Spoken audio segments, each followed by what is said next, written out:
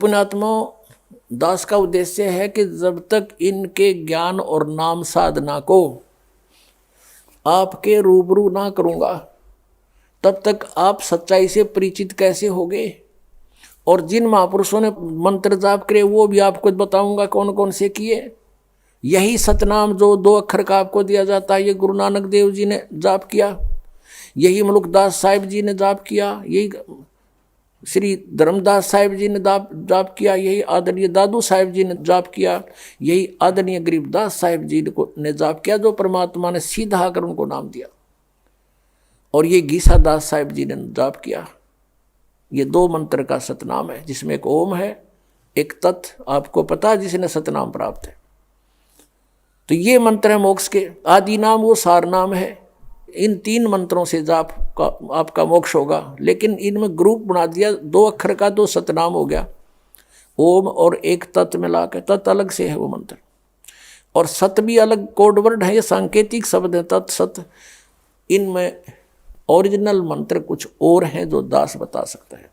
अब ये पिछले पुण्यकर्मी प्राणी थे जितने भी कभी परमात्मा के साथ रहे होंगे, जिनके पिछले संस्कार अच्छे थे, मोक्ष हुआ नहीं, आज वो गुरु पद पर बना दिए काल ने, और अज्ञान प्रचार की ड्यूटी ला दी, गलत नाम देने को उनकी सेवा दे दी। अब वो आप भी नरक में जाएंगे और जितने अनुयायी हैं वो भी नरक में जाएंगे। समझदार को थोड़ा सा संकेत देते हैं, वही काफ़ी होगा। पहले तो आपको दिखाते हैं कि जो प्रसंग है आज का, कि इनके पास सत्संग नहीं है, ये सत्संग नहीं जानते, ये लोक वेद सुनाते हैं और महिमा सतपुरुष की गाते हैं। इनको ये नहीं मालूम सतपुरुष कैसा है। ये निराकार बताते हैं, चेतन ही चेतन बताते हैं, वहाँ प्रकाश ही प्रकाश है, और आत्मा प्रकाश में यानी सतपुरुष में ऐसे जाकर मिल जाती है जैसे बूंद समुद्र में। ये इनका अज्ञान है, ये इनका विधान है। जबकि परमात्मा सशरीर है, उसका नाम कबीर है, उसके एक रोमकूप में करोड़ सूर्य मिला दे करोड़ चंद्रमा, इतना उनके एक रोमकूप की शोभा सतलोक के अंदर सचखंड में है। अब इनके अज्ञान की थोड़ी सी झलक देते हैं। एक पुस्तक है सारवचन राधा स्वामी वार्तिक। ये श्री शिवदयाल जी उर्फ राधा स्वामी यानी फाउंडर ऑफ राधा स्वामी पंथ, राधा स्वामी पंथ के प्रवर्तक के सत्संग के वचनों का संग्रह है। इनको देखना कैसा सत्संग आता था, ये कैसी क्रिया करते थे। ये है सारवचन राधा स्वामी वार्तिक। प्रकाशक हैं जगदीश चंद्र सेठी, सेक्रेटरी, राधा स्वामी सत्संग व्यास, डेरा बाबा जयमल सिंह, पंजाब। मुद्रक हैं लक्ष्मी ऑफसेट प्रिंटर, दिल्ली से। इनकी भूमिका से बहुत कंसेप्ट क्लियर होता है। ये भूमिका है सारवचन राधा स्वामी वार्तिक, हजूर स्वामी जी महाराज के वचनों का संग्रह है। ये हजूर महाराज जी कौन है, ये दिखाते नीचे। ये वचन सत्संगों तथा अन्य चर्चाओं के दौरान सत्संगियों ने नोट किए थे। स्वामी जी महाराज के परम धाम सिधारने के कुछ वर्ष बाद इनका संग्रह करके पुस्तक रूप में छपवाया गया। सन 1902 में बाबा जयमल सिंह जी महाराज ने सारवचन राधा स्वामी वार्तिक को पहली बार गुरमुखी लिपि में छपवाया। यानी 1902 से पहले भी चल रही थी ये पुस्तक दूसरी भाषा में, लेकिन गुरमुखी भाषा पंजाबी भाषा में 1902 में बाबा जयमल सिंह जी ने छपवाई, और उससे फिर हिंदी में ये छपी। श्री जयमल सिंह जी ने सारवचन राधा स्वामी वार्तिक को पहली बार 1902 में छपवाया था गुरमुखी लिपि में। प्रस्तुत पुस्तक उसी प्रथम गुरमुखी संस्करण के अनुसार है, और अब इसका हिंदी संस्करण प्रकाशित किया जा रहा है। सारवचन राधा स्वामी वार्तिक हजूर स्वामी जी महाराज के वचनों का संग्रह। ये हजूर जी कौन है, ये देखो। स्वामी जी महाराज का शुभ नाम शिवदयाल सिंह जी था। आपने 15 अगस्त 1818 में आगरा शहर में जन्म लिया। आपके पिताजी का नाम सेठ दिलवाली सिंह जी तथा माता जी का नाम महामाया जी था। आपके पूर्वज पंजाब के रहने वाले थे तथा घर में गुरु ग्रंथ साहिब का पाठ किया जाता था। आपके माता पिता हाथरस के प्रसिद्ध संत तुलसी साहिब के भक्त थे। हाथरस वाले तुलसीदास साहिब जी के इनके माता पिता भगत थे और स्वामी जी महाराज ने भी तुलसी साहिब की काफ़ी संगति की थी। उसके वचन तो सुने थे, उसका ज्ञान वही घसीट रखा है, लेकिन उससे भी हटकर अपना अज्ञान और जोड़ लिया उसमें। और कोई गुरु नहीं इनका, किसका? शिवदयाल जी का। बचपन से ही स्वामी जी महाराज का रुझान अध्यात्म की ओर था। आपने एक कमरे में बैठकर 17 वर्ष सुरत शब्द योग का अभ्यास किया और सन 1861 में बसंत पंचमी के दिन खुले तौर पर आम सत्संग और सुरत शब्द योग का उपदेश शुरू किया। ठीक, अच्छा, अब हम चलते हैं। अब यहाँ से है ये वचन इनके जो सत्संगों से संग्रह किए हुए, यानी शिवदयाल जी के विचार सुनाएंगे आपको, देखिएगा। अब ये है तारीख 15 जून सन 1878 मुताबिक आषाढ़ वदी, इसको दिन का मृत्यु हुई थी। आगे दिखाते हैं, ये आखिरी वचन है, लेकिन इसको कभी समय आने पर आपको सुनाएंगे। यहाँ से देखिए, राधा स्वामी दयाल की दया, राधा स्वामी साहेब, खुलासा उपदेश राधा स्वामी साहब का, यानी शिवदयाल जी के वचन है ये, सत्संग है ये। दफा 1, सिर्फ काम इतना है, इंसान यानी मनुष्य अपनी सूरत यानी रूह को उसके खजाने और निकास यानी मुकाम सतनाम और राधा स्वामी में पहुँचावे। अगले पृष्ठ में लिखे। तो हमने ये देखना है कि यहाँ पर सतनाम और राधा स्वामी को उन्होंने मुकाम कहा। मुकाम माने स्थान। ये 14 पृष्ठ पर हम आपको दिखाएंगे। अब ये तीसरा वचन है स्वामी जी का। ये गीता के जैसे वचन बना रखे ना, अध्याय बनाकर जैसे। जितने आचार्य और महात्मा और अवतार और पैगंबर हर एक मजहब में हुए हैं, वे सब अपने अभ्यास के जोर से अंतर में तरफ मुकाम असली के चले, असली स्थान की ओर चले। ये कहते सिर्फ संत मंजिल 5वीं यानी सतनाम पर इनकी अकल देखो। मंजिल माने स्थान, इन्होंने अनुवाद कर रखा है, यानी शब्दार्थ किया है। फिर आते हैं, कहते हैं सिर्फ संत मंजिल 5वीं यानी सतनाम पर, यानी 5वें स्थान, यहाँ सतनाम को स्थान का है। और बिरले संत मंजिल 8वीं यानी राधा स्वामी पद तक पहुँचे। राधा स्वामी को भी मंजिल माने स्थान, यह आपने देख ही लिया, मंजिल माने स्थान, इन्हीं के अनुवाद में। अब देखो 15 पृष्ठ पर, ये आप देख रहे हैं सारवचन वार्तिक भाग पहला है ये। इसका चौथा वचन सुनते हैं, पढ़ते हैं। अब समझना चाहिए कि राधा स्वामी पद सबसे ऊंचा मुकाम है, स्थान है, और यही नाम कुल मालिक और सच्चे साहिब और सच्चे खुदा का है। और इस मुकाम से राधा स्वामी स्थान से 2 स्थान नीचे सतनाम का मुकाम है। सतनाम को स्थान कह रहे हैं पहले, तो ये सिद्ध हो गया स्थान का स्थान है। सतनाम को ये स्थान कहते हैं, स्थान का स्थान है, स्थान का स्थान। मुकाम माने भी स्थान, सतनाम माने भी इनकी भाषा में स्थान। तो स्थान का स्थान है, ये हमारा सिर है, जो इन महर्षियों ने डिफाइन किया। ये आगे देखो कि जिसको संतों ने सतलोक, इब सतनाम को आगे परिभाषित किया है, डिफाइन किया है सतनाम को। जिसको स्थान के स्थान को, इस सतनाम को, जिसको संतों ने सतलोक सतनाम, सचखंड सतनाम, सार शब्द सतनाम और सतशब्द और सतनाम भी सतनाम और सतपुरुष भी सतनाम। ये कोई भांग पी के बांट सके इस तरह बकवाद है, कोई सिर न पैर इसका करके बयान किया। सतपुरुष भी सतनाम, सतलोक भी सतनाम, सचखंड भी सतनाम और सार शब्द भी सतनाम और सत शब्द भी सतनाम और सतनाम भी सतनाम और सतपुरुष भी सतनाम। अब ये तो सत्संग सुना दिया आपको फाउंडर ऑफ द राधा स्वामी पंथ, इनके परम धनी का, परम हजूर का। और इसी श्री शिवजाल जी के शिष्य हुए हैं श्री जयमल सिंह जी। डेरा ब्यास बाबा जयमल सिंह उसने स्थापित किया। उस जयमल सिंह जी के शिष्य हुए सावण सिंह जी। श्री सावण सिंह जी के शिष्य हुए डेरा सच्चा सौदा सिरसा के प्रवर्तक श्री खेमामल उर्फ श्री बलोचिस्तानी शाह मस्ताना जी। अब श्री सावन सिंह जी को भी कितना ज्ञान था, उससे सिद्ध हो जाएगा कि श्री खेमामल सिंह जी के पास भी ये इसी कुएं का पानी है, तो सच्चा सौदा सिरसा में भी क्या होगा अब देखिएगा। अब ये है एक पुस्तक है संत मत प्रकाश, जिसके लेखक हैं श्री सावण सिंह जी। यह संत मत प्रकाश भाग 3 है और इसके लेखक हैं श्री सावन सिंह जी। ये है श्री सावन सिंह जी, इनका चित्र दिखाते हैं आपको।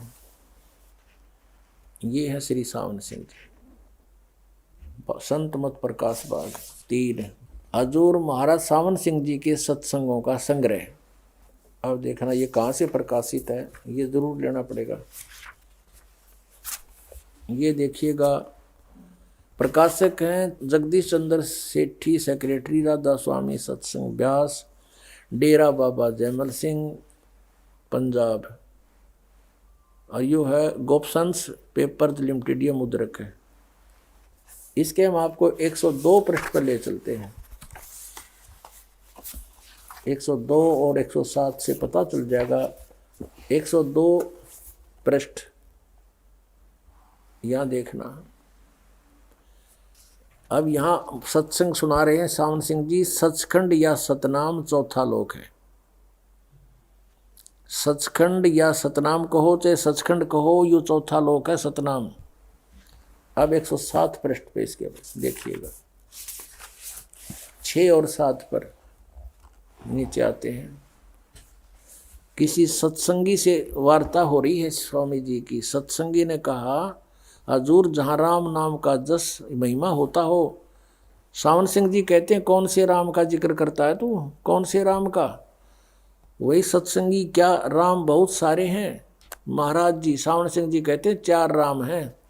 आपका इशारा कौन से राम की तरफ है? 7 पर पढ़ेंगे।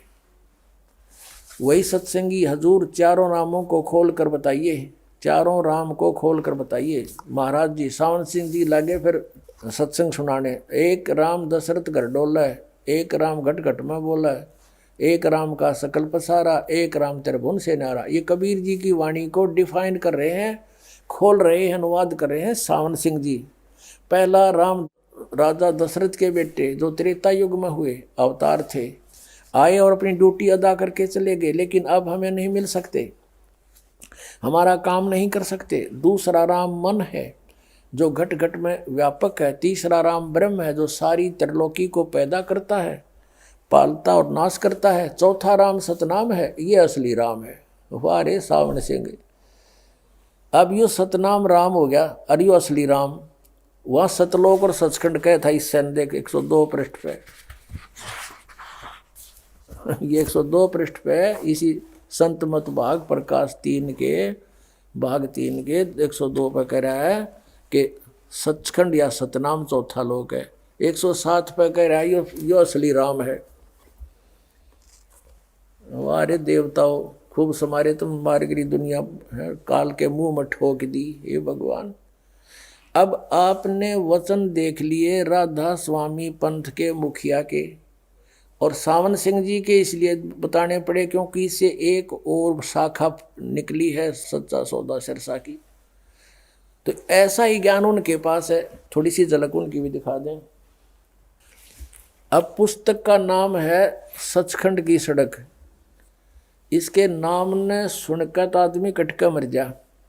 अक भाई सीधा कति मेटल रोड है और चढ़ार भगवान के दरबार में, और इसमें खख भी नहीं है, कख नहीं है इसके अंदर सतलोक और सचखंड के बारे में। जा दिखाता हूं आपको। ये डेरा सच्चा सौदा से प्रकाशित है, सचखंड की सड़क पहला भाग है। इसके लेखक हैं दासन दास हजूर महाराज सतनाम सिंह जी, डेरा सच्चा सौदा सिरसा हरियाणा। यानी ये श्री खेगमामल सिंह जी के उत्तराधिकारी हुए सीधे, यानी दूसरे गद्दी नसीन। अब तीसरी गद्दी चल रही है। धन धन सतगुरु तेरा ही आसरा, सचखंड की सड़क, भाग पहला। ये वो सतनाम सिंह जी इसके लेखक हैं। और यहाँ से ये पट छपी है। प्रकाशक ये इंद्रसेन प्रबंधक, डेरा सच्चा सौदा। और मुद्रक भी यही है, इंद्रसेन प्रबंधक, परमार्थ उपदेश प्रिंटिंग प्रेस, डेरा सच्चा सौदा, सतनाम सिंह जी मार्ग, सिरसा हरियाणा से। अब इसको दिखाते हैं। इनके जो खेमामल सिंह जी की थोड़ी जानकारी दे रखी है प्रथम पृष्ठ पर। पूज्य मस्ताना जी का पहला नाम श्री खेमामल जी था। आपके पिताजी हलवाई की दुकान किया करते थे। अब हम अपने उस पर आते हैं, उद्देश्य पर। 226 पृष्ठ पे इस पे सचखंड की सड़क, इसके पृष्ठ नंबर 226 पर ये एक शब्द है, अलख नामी आया सारे देश छोड़ के जी छोड़ के। इसका अनुवाद करा है यहाँ पर, अलख नामी आया सारे देश छोड़ के जी छोड़ के। अब ये वाणी है शिवदयाल जी की, और खोलने चले सतनाम सिंह जी। देखिएगा, त्रिलोकी स्थूल सूक्ष्म और कारण, यह इनकी त्रिलोकी है। अकल देखो इनकी है भगवान। और तक की सारी रचना काल निरंजन की ने की है। संतों का देश सचखंड या सतलोक है, बिल्कुल ठीक बोले यहाँ तक तो। और वही सतपुरुष या आदि पुरुष का स्थान है। अच्छा, और ये सचखंड के बारे में कह रहे हैं, सतलोक के बारे में। वह अजर अमर अविनाशी है, सदा एक रस है, वहाँ चेतनता ही चेतनता है, प्रकाश ही प्रकाश है, और कुछ नहीं है, प्रकाश ही प्रकाश है। नीचे पिंड अंड की कुल रचना का आदि और अंत वही है। कौन? सचखंड। और वही है, उसी को सतनाम, इस सचखंड को, सतलोक को, उसी सतलोक को सचखंड, उसी को सतनाम, उसी को सतशब्द और उसी को सार शब्द कहा जाता है। आ गया ना इनका भी जाड़ा। इससे सिद्ध हो गया कि ये एक कुएं का पानी है, एक कुएं का जल है, और कोरा अड़ंगा अज्ञान भरा पड़ा है इनके अंदर। बोले श्रद्धालुओं को इन्होंने काल के मुख में डाल दिया। सतलोक में कुछ भी नहीं है, और वहाँ आत्मा कैसे जाकर मिलती है? जैसे बूंद समुद्र में। फिर वहाँ के टिंडे लेने जाएंगे जो भगवान ने नहीं। अब सतलोक आश्रम बरवाला में गुरुजी है नहीं, और चलो नाम लेकर आवांगे। नाम किस पे लोगे जब गुरुजी निराकार है? तो इस तरह की इनकी अपनी सोच, अपना अज्ञान है। लेकिन तत्व ज्ञान ये है कि वह परमात्मा सशरीर है, मनुष्य सदृश्य है। उसके एक रोमकूप में करोड़ सूर्य मिला दे, करोड़ चंद्रमा, इतना तेज है। पुण्यात्माओं, ये सभी पुण्यात्मा थी। इनको तत्वदर्शी संत मिला नहीं, और ये पिछले जन्म जन्मांतर के इनके जो पुण्य थे इनके साथ थे, जिस कारण से इनके वचन में शक्ति और इनकी जो है कसक भगवान में अलग से थी। घर भी त्याग दिया, बहुत संघर्ष भी किया, लेकिन कुमार्ग पर सफर किया। कुमार्ग पर विपरीत दिशा में कितना तेज दौड़ लो, विपरीत ही दूर ही होता चला जाता है मंजिल से। अब इनकी साधना सत्य न होने से इनका अंत कैसे हुआ, इनके प्रवर्तकों का, ये और दिखाता हूँ। अपने आत्माओं, डेरा सच्चा सौदा के जो प्रबंधक हैं यानी प्रवर्तक हैं, जिन्होंने वह स्थापना की डेरे की, वो थे श्री शाह मस्ताना जी बलोचिस्तानी खेमामल जी। और वो पिछले पूर्व जन्म के पुण्यकर्मी प्राणी थे। उनके वचन से कईयों को लाभ भी हुआ। उनके कृष्ण में लिखे हुए उन सिद्धियों से बहुत प्रसिद्ध हो गए। आगे चारदर ठीक था नहीं, सतनाम उनके पास था नहीं। वो 3 नाम शुरू कर दिए, अकाल मूर्त, शब्द स्वरूपी राम, सतपुरुष। ये नाम हुए। ये तो एक परमात्मा की महिमा है, जैसे जल पानी नीर, जल पानी नीर। अब वो जल प्राप्त कैसे हो, वो विधि न्यारी है। हैंड पंप लगाना होगा, तो वो जल पानी नीर जब मिलेगा, जल पानी नीर कहते रहो, नहीं मिलेगा। उसके लिए हैंडपंप के लिए जो प्रोसेस है, जो इंस्ट्रूमेंट चाहिए, वो सारे प्रयोग करने पड़ेंगे, औजार, तब वो मिलेगा। ऐसे ये सतनाम के जो मंत्र है, इसका श्वास उश्वास से सेवन करना होता है, 2 अक्षर का है ये। और ये जैसे बोकी मारते हैं जमीन में पानी निकालने के लिए, हैंडपंप लगाने के लिए, तो ये बोकी लगानी पड़ेगी सतनाम के मंत्र की, श्वास उश्वास की। एक मंत्र अंदर लेना है, दूसरा बाहर छोड़ना है। अब जैसे बोकी मारते हैं, जमीन से मिट्टी खोदी, वो बोकी से पाइप से एक यंत्र होता है पाइप जैसा, उसे मिट्टी बाहर डालते रहेंगे, सुराख बनता रहेगा और पाइप को नीचे डालते रहेंगे, वो पानी तक पहुंच जाएगी। ये काम है सतनाम का, यानी बोकी और पाइप का।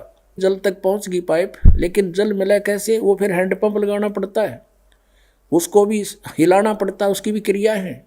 तब वो हैंडपंप जो है वो सार नाम है, आदि नाम है।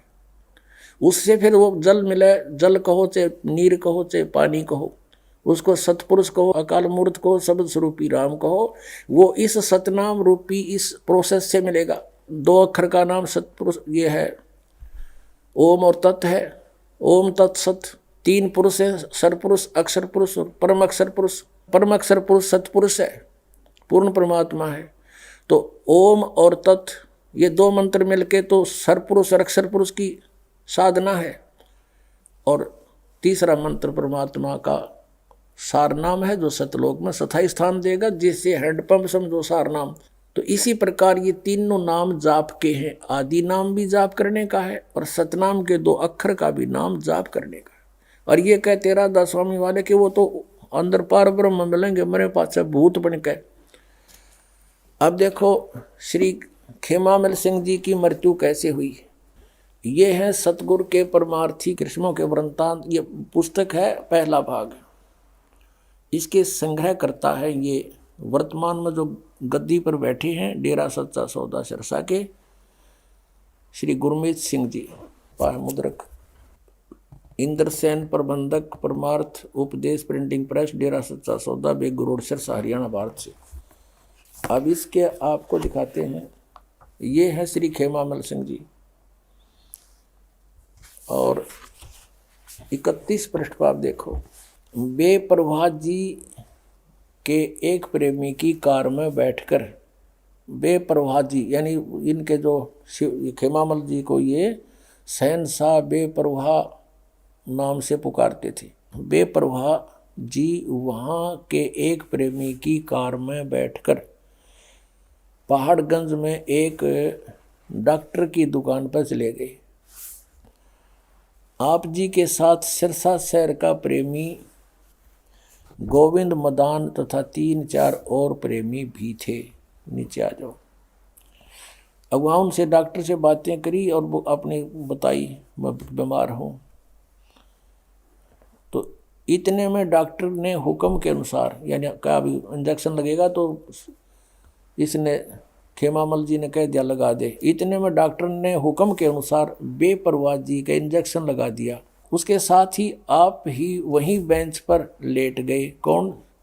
खेमामल जी, बिलोचिस्तानी सामस्ताना बेपरवाह जी बेंच पर लौट गए और तालियों की जलन, इंजेक्शन से रिएक्शन होगी, तलवों में जलन होगी, पैरों में का बहाना करके धन धन सतगुरु का नारा लगा दिया।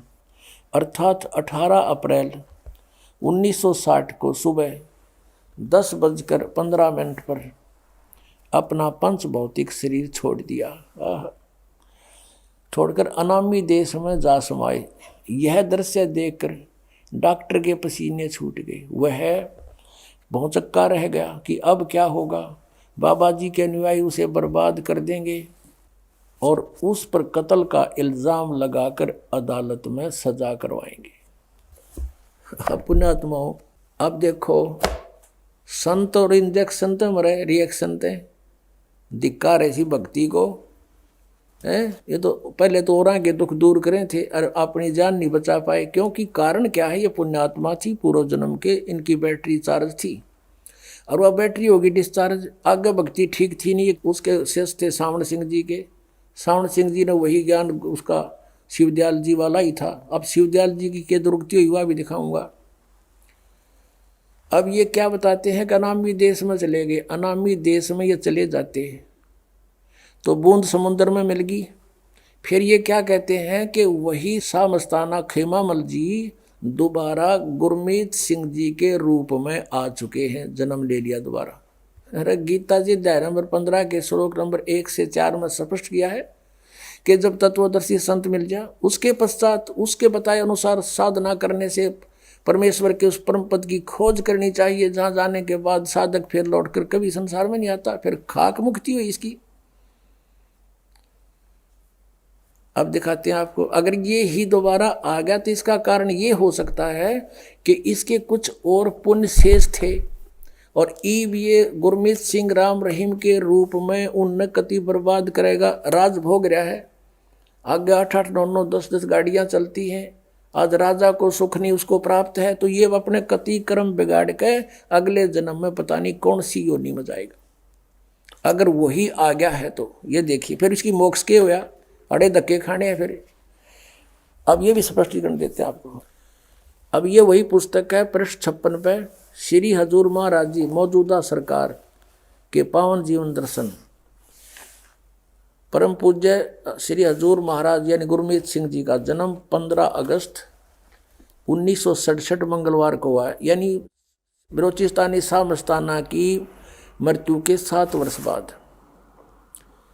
अब यहाँ क्या बताते हैं कि हजूर परम पिता मौजूदा सरकार यानी गुरमीत सिंह जी के अवतार धारण करने के संबंध में सिरसा शहर का एक पुराना साधु नियामत राम जी, जो कि शहनशाह मस्ताना जी का पाठी रह चुका है, ने शहनशाह मस्ताना जी का वचन इस प्रकार बताया कि शाह मस्ताना जी ने अपना चोला बदलने से पहले 2-3 बार जनवरी 1960 में इस तरह से वचन फरमाए, हम 7 साल के बाद तीसरी बाडी के रूप में फिर आएंगे। मस्ताना जी के उपरोक्त वचनों की उस समय तो किसी प्रेमी को समझ नहीं आई, परंतु इस वचन का भेद तब खुला जब हजूर पिता गुरमीत सिंह जी महाराज के अवतार धारण कर लेने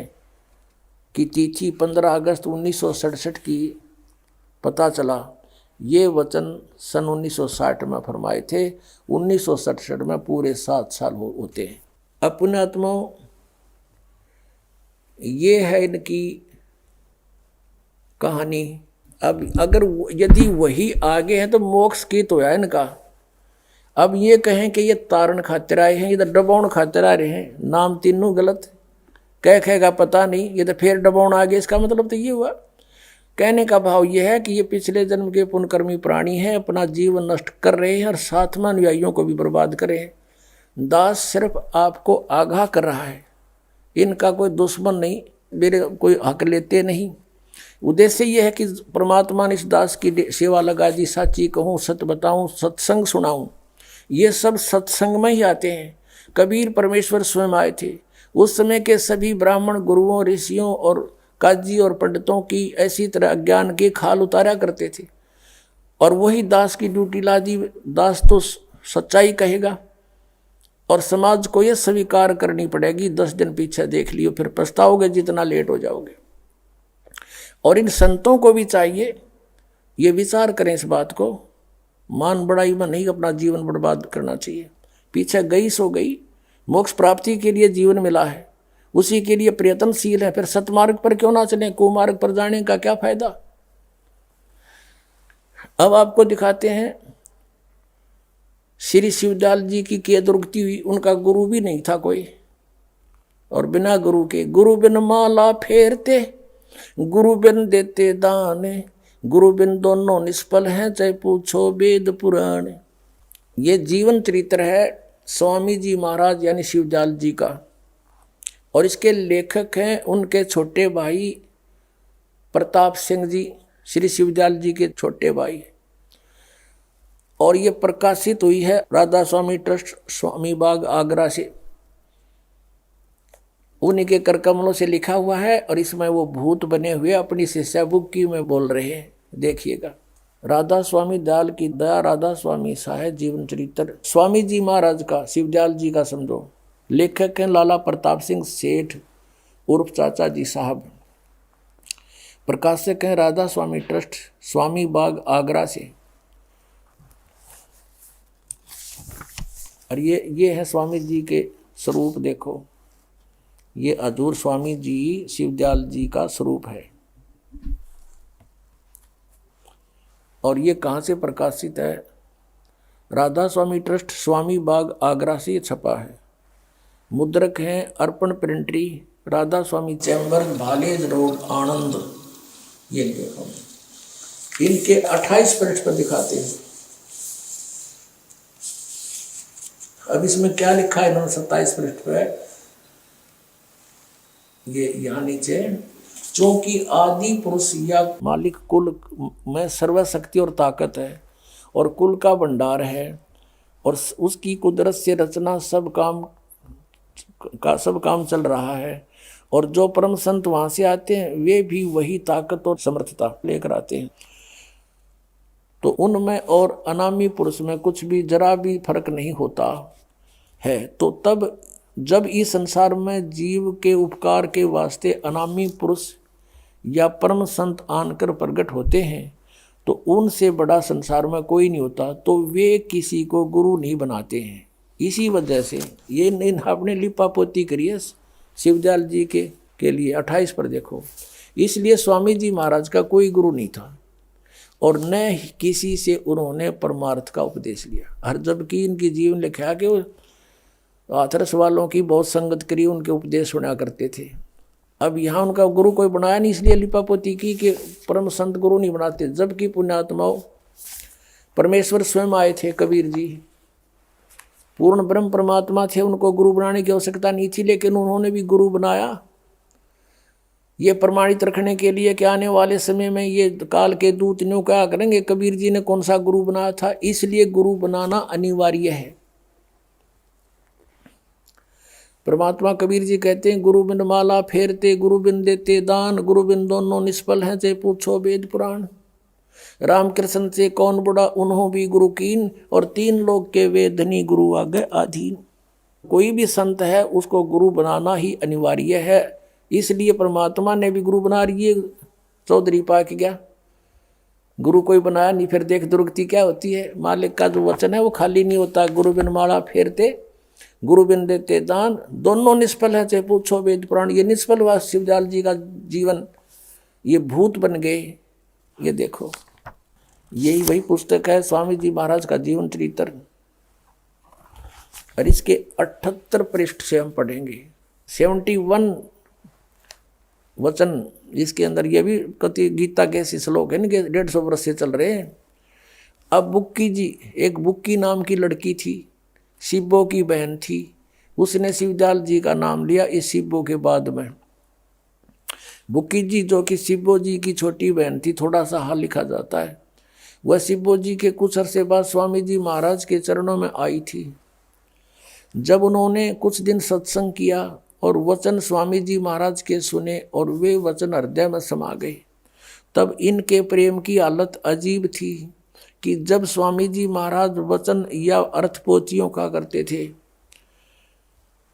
इनकी आंखें सुर्ख अंगारा सी हो जाती थी। इस बुक्की में पहले भी भूत थे और आंसू बार बार टपकते रहते थे और बहुत देर तक यानी घंटों उन वचनों का नशा बना रहता था। या बेहोश हो जाया करती, जैसे यहाँ देखते हो को भूत अच्छे आज यहाँ परमात्मा की कृपा से वो आप बेहोश हो जाती है, तो ऐसे वो वहाँ उस बुक्की में पहले भी भूत थे। फिर जब स्वामी जी महाराज कथा से फुर्सत पाकर हुक्का पीते थे, हाँ शिवदयाल जी हुक्का पीते थे, तमाकू का प्रयोग करते थे, और कबीर परमात्मा कहते भांग तमाकू छोतरा आफू और शराब, कबीर कैसे हो बंदगी ये तो करें खराब।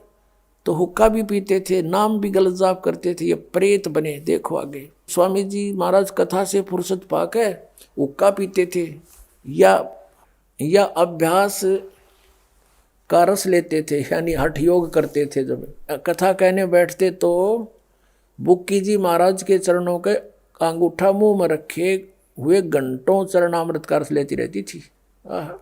और जब कोई मत्था टेकने वास्ते हटाना चाहता तो वे चरण नहीं छोड़ना चाहती थी, तब मत्था टेकने वाले से कह दिया जाता था कि तुम दूसरे चरण पर मत्था टेक लो, इस प्यासी को मत हटाओ। अब ये गरादास स्वामी वाले न्यू कहें पूरा संत वो होता जो चरण ना छुआवे। अरे थारा हजूर जी भी छुआ होता चरण तय, जो आपका परम धनी भी चरण छुआया करता था, मत्था टेकवाया करता था। और वह बयान किया करती थी कि मुझे इसमें ऐसा रस आता जैसे कोई दूध पीता है। ये सब बनावटी बातें इनकी। इनके भजन का ये हाल था कि 8-9 घंटे रोज भजन किया करती है, बेहोश पड़ी रहा करती थी। इनको स्वामी जी महाराज के दर्शनों का पूरा आधार हो गया था। सूरत भी ऊंचे देश में पहुंचती थी। खक का न बेरा कोई ना कौन से जाओ थी, सतनाम का बेरा ना सतलोक का बेरा नहीं, वो सतनाम सचखंड ये जाओ थी कहाँ, भूत पड़ा था उसमें पड़ी रही थी बेहोश होकर के। जब स्वामी जी महाराज अंतर ध्यान हुए तब बुक्की जी की ये कैफियत हुई कि दिन रात बेहोश पड़ी रहती थी। स्वामी जी शिवदयाल जी की मृत्यु के बाद की बात है ये। और तो 3 दिन हाजिर जरूरी को भी रफा करने नहीं जाती थी, फ्रेश होने नहीं जाती थी, सूरत स्वामी जी महाराज के चरणों में लगी रहती थी। अब आपको आगे बढ़ाते हैं।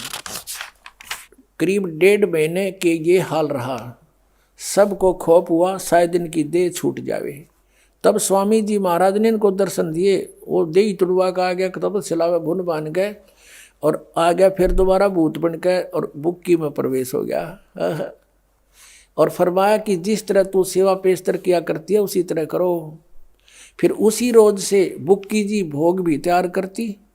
लेखक कहता उसका छोटा भाई शिवदयाल जी का ये प्रताप सिंह के मेरे पन्नी गली के मकान पर पहले दस्तूर के माफिक, क्योंकि अब पन्नी गली वाला इस छोटे भाई का बांटा गया। जहाँ शिवदयाल जी रहा करता पहले उस पलंग पर बैठ कर हुक्का पिया करता, खाना खाता था। मेरी पन्नी गली के मकान पर पहले के दस्तूर जो के माफिक पलंग बिछा हुक्का भरती थी। बुक्की में वो प्रवेश था और बुक्की वह पलंग बिछाती अपने गुरुदेव के लिए, भूत के लिए, और हुक्का भरती। वह पलंग अभी तक बिछा रहता है। गरज की जिस तरह से कि पेशतर सेवा किया करती थी। जैसे शिवदयाल जी की मृत्यु से पहले बुक्की उसका भोजन बनाती, हुक्का भर कर देती, वो पिया करता और खाता था। उसी तरह से कुल काम करने लगी और स्वामी जी महाराज उनको ध्यान के समय में प्रगट दर्शन देते थे और कुल सेवा भी उसी तरह कबूल फरमाते थे। यानी बुक्की बैठती पलंग पर, ओका भर के और खाना खाती और फिर ओका पीती। यानी उस शिवदयाल जी उसके अंदर ओका पीवे, रोटी खावे। उसी तरह से फिर सब सेवा कबूल करने लग गया। जैसा कि अंतर ध्यान होने से पेशतर करते थे। पेशतर माने पहले। अब बुक्की पहले ओका ना पीवा थी, फिर ओका पीने लगी कि वो भूत पीवा उसमें। बुक्की जी को महाराज उनके आखिरी दम तक प्रकट रहे। के मरी जब तक उस समय रहे वह भूत पहुंच गया नामी लोक में। ये तो बुक्की लोक में आ गए। फिर यहां तक कि जिस किसी को जब कोई बात स्वामी जी महाराज से अर्ज करनी होती थी तो वे बुक्की जी के जरिए से दरियाफ्त कर लिया करते थे। बुक्की जी में इंटरनेट लग गया और हम लग गया कोई ना है, और उसमें वो ऑन करते बोलने लग जाता भूत। यानी बुक्की जी अभ्यास के समय स्वामी जी महाराज को प्रकट कर लेती थी। या लिपा पोती करें भी महाराज जी को प्रकट करके हम कलाम हुआ करती थी। यानी तो बातें कराया करती। फिर सतलोक में कित गया वो। इस नियाजमंद को भी जब कभी भीड़ के समय में घबराहट होती थी, लेखक कहता उसका छोटा भाई शिवदयाल जी का कि मुझे भी कोई आपत्ति आ जाती थी, कोई समस्या आ जाती थी और घबराहट होती थी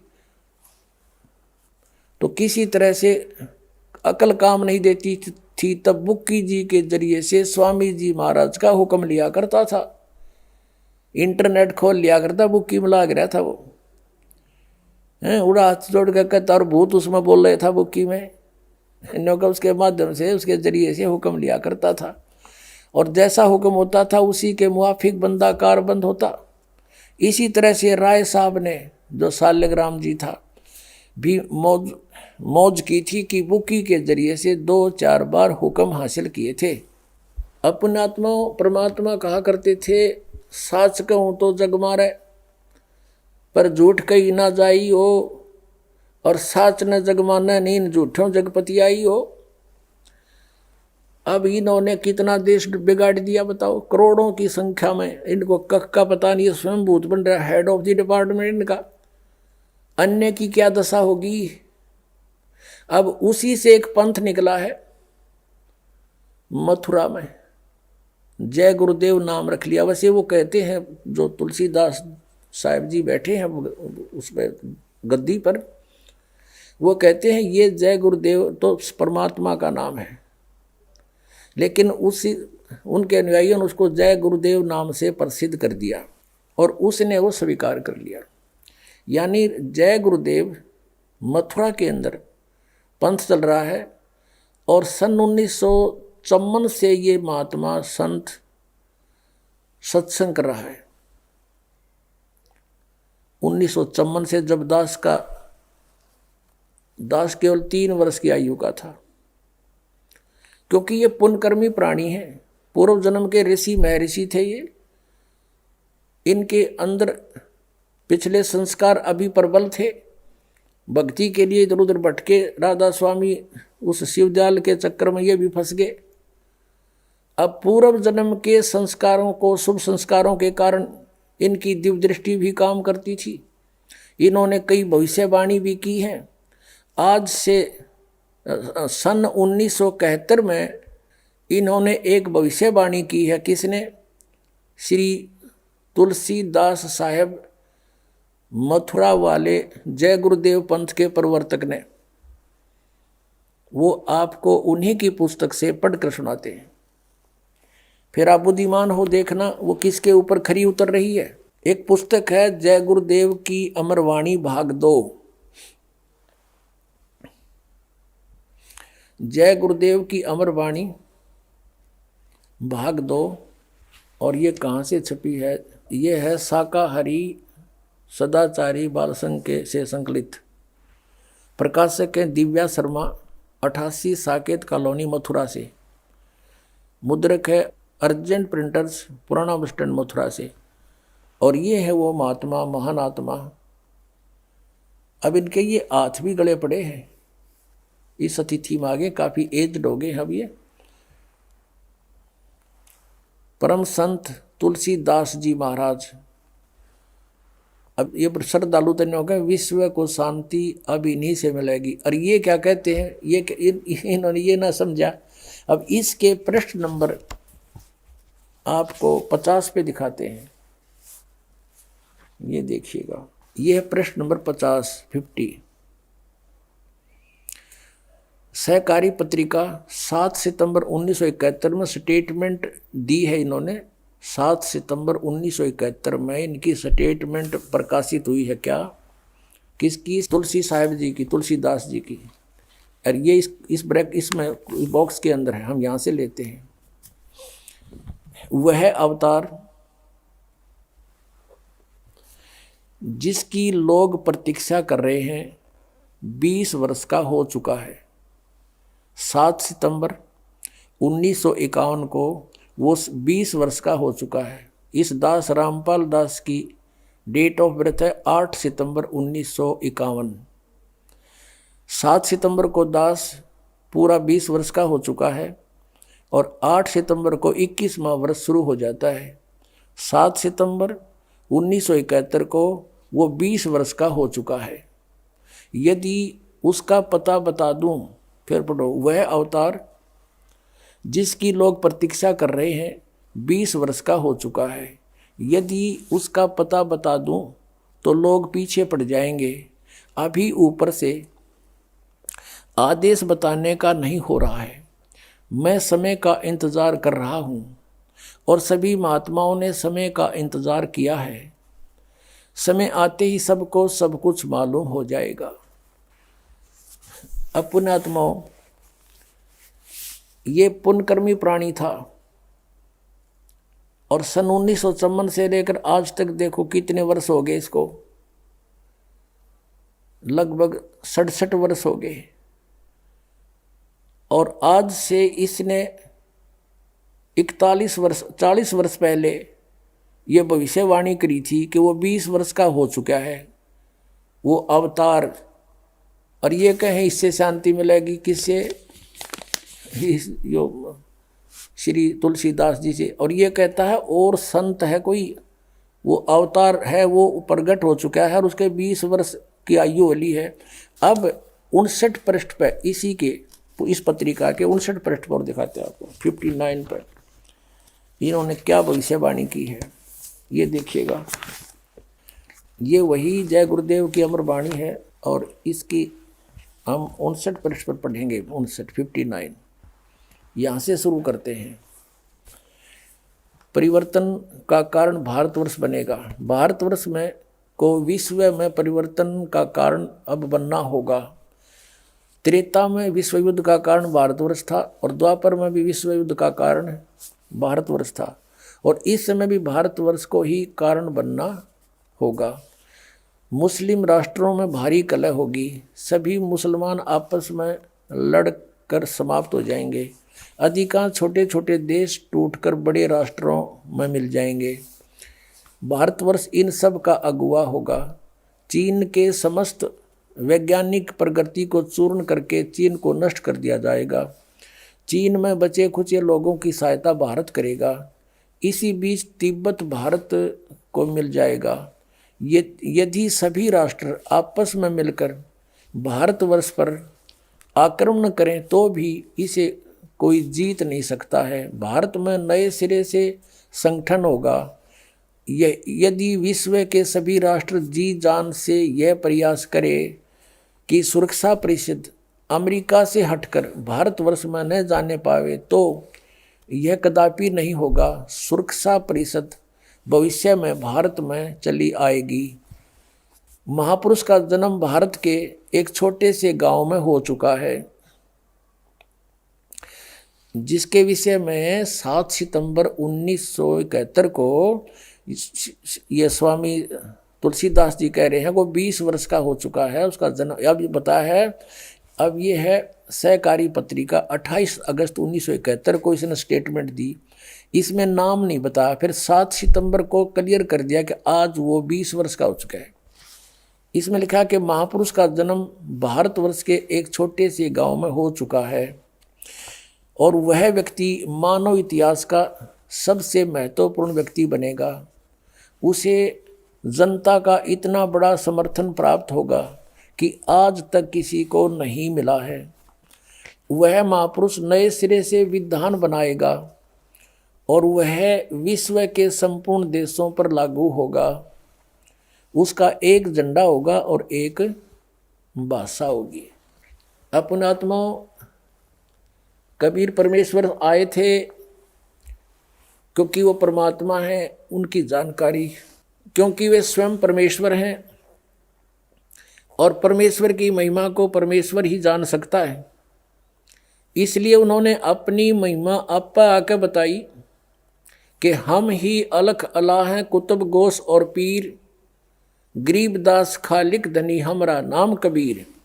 अब रामानंद जी से परमात्मा कबीर जी अपना परिचय दे रहे हैं, लेकिन वो समझ नहीं पा रहे कि ये सच्चाई बोल रहे हैं। जैसे तुलसीदास जी हुए हैं जो जिन्होंने रामायण लिखी है, कौन सी रामायण? श्री रामचंद्र जी वाली रामायण लिखी है, उनकी दिव्य दृष्टि खुल गई थी। इस दिव्य दृष्टि की कुछ रेंज होती है, जैसे सूक्ष्मदर्शी की होती है दूरबीन की,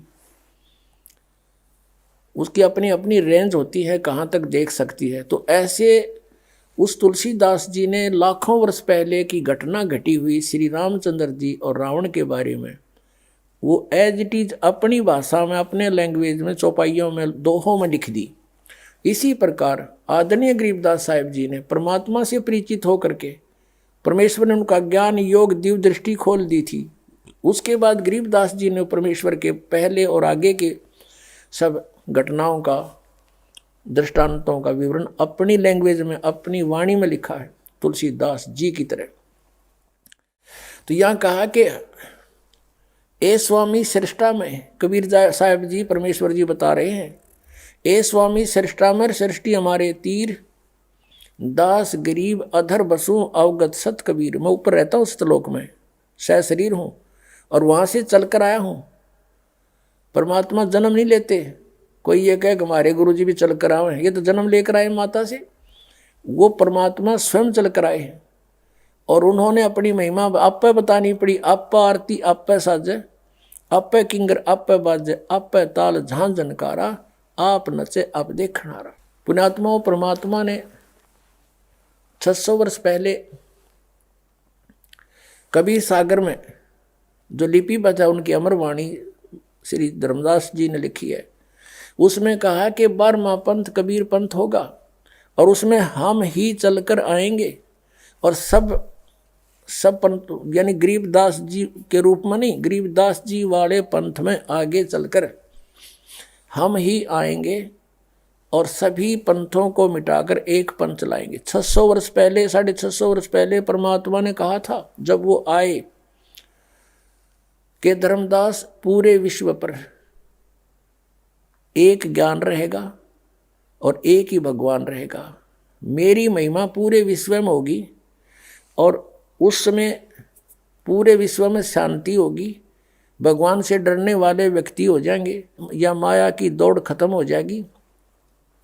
तो उस समय परमात्मा ने कहा था कि हम ही आएंगे। कबीर जी वो स्वयं नहीं आए तो अपना दास भेज दिया।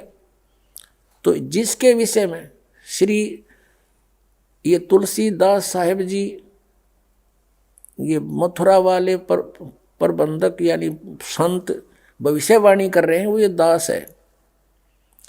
अब आप पे आरती आप पे साजे, आप पे किंगर आप पे बाजे, आप पे ताल झांझ झनकारा, आप नचे आप देखनारा। अब ये तो महापुरुष है, इसको अवतार कहो चाहे कुछ को, लेकिन ये दास तो दास है। आपको भौंक के बोल रहा है, दास परमेश्वर का कुत्ता है। आप धनियों को जगा रहा है कि आपको बहुत हानि करेगा ये काल। ये संत भी भ्रमित हैं, ये पंथ भी भ्रमित है, इनका ज्ञान भी भ्रमित है, इनका नाम भी भ्रमित है, ये काल के जाल में। दास की प्रार्थना है ये संत भी समझे, ये अपना कल्याण करवावें और आके अपना सतनाम पावें, बुरवाला में आवें। बोलो सतगुरुदेव सत साहिब। परम पिता परमात्मा पूर्ण ब्रह्म सारी सृष्टि के रचनहार कुल मालिक कबीर परमेश्वर जी की असीम कृपा से आप पुण्यात्माएं सत्संग सुन रहे हैं। सत्संग में आने से प्राणी को ज्ञान होता है कि मनुष्य जीवन किस लिए प्राप्त हुआ, इसका उद्देश्य क्या था, हम कर क्या रहे थे, हमने करना क्या चाहिए था। ये सब जानकारी सत्संग से होती है। हम यहाँ जन्मते मरते हैं। जन्म तो ठीक मान लें, भाई चलो जन्म हो गया, कोई बड़ी बात नहीं, अच्छी बात है। लेकिन मृत्यु क्यों? सारा जीवन हम जिन मकानों महलों को बनाने में व्यस्त रहते हैं और अपना जीवन व्यर्थ कर देते हैं, सब बना बनू करके और बनाते बनाते बीच में मृत्यु हो जाती है। ये ऐसा क्यों हो रहा है? जब तक हमें तत्व ज्ञान प्राप्त नहीं होता तो हम सभी को अज्ञान रूपी मोतियाबिंद होता है। परमेश्वर स्वयं आते हैं, वो इस अज्ञान रूपी मोतियाबिंद का ऑपरेशन करते हैं। वो स्वयं वैद्य हैं, वो स्वयं ही तत्वदर्शी संत हैं। उनके अतिरिक्त कोई भी आध्यात्मिक ज्ञान को नहीं जान सकता, या फिर जिसके ऊपर परमेश्वर स्वयं ही रजा बख्शते हैं वही जीव परमात्मा के उस तत्व ज्ञान से परिचित हो पाता है। परमेश्वर पूर्ण ब्रह्म कबीर देव जी हैं, कबीर साहब हैं। कौन से कबीर देव? कबीर देव कहो, कबीर साहब कहो, कबीर परमात्मा कहो, ये वही परम पूज्य परमेश्वर हैं जो सर्व ब्रह्मांडों के रचनहार हैं और जो बनारस में, काशी शहर में, भारतवर्ष की पावन पृथ्वी पर एक दानक की भूमिका करके चले गए, एक जुलाहे की भूमिका करके सशरीर आए थे, सशरीर चले गए। उस परमेश्वर का जन्म नहीं होता, वो स्वयंभू हैं, एक बालक बनकर लीला करते हैं, स्वयं प्रकट होते हैं। ये प्रत्येक युग में एक लीला परमेश्वर ऐसे किया करते हैं। पुण्यात्मा, उस परमेश्वर ने आके हमें बताया कि तुम यहाँ काल के जाल में फंसे हुए हो, ये तुम्हारा मूल ठिकाना नहीं है। आप जी को इस काल भगवान ने, जो यहाँ का स्वामी है, प्रभु है, आप जी को यहाँ भ्रमित कर रखा है इस झूठे लालच में। झूठे सुख को सुख कहे ये मान रहा मन मोदे, सकल चबीना काल का कुछ मुख में कुछ गोदे।